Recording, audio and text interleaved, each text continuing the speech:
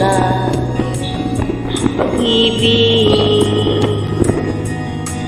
kasabay sa krisis ng panahon.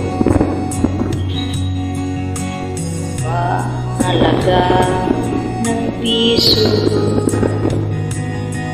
di kaya sumabay rin ang pag-ibig mo.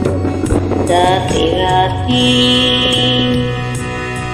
madalas mo kong tawagan, madalas mo kong i-text kahit saan.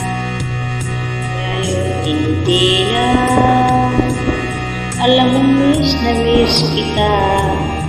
Lagi kitang kinupunta, ngunit lubat na ba ang pag-ibig mo? Natalog pa ba?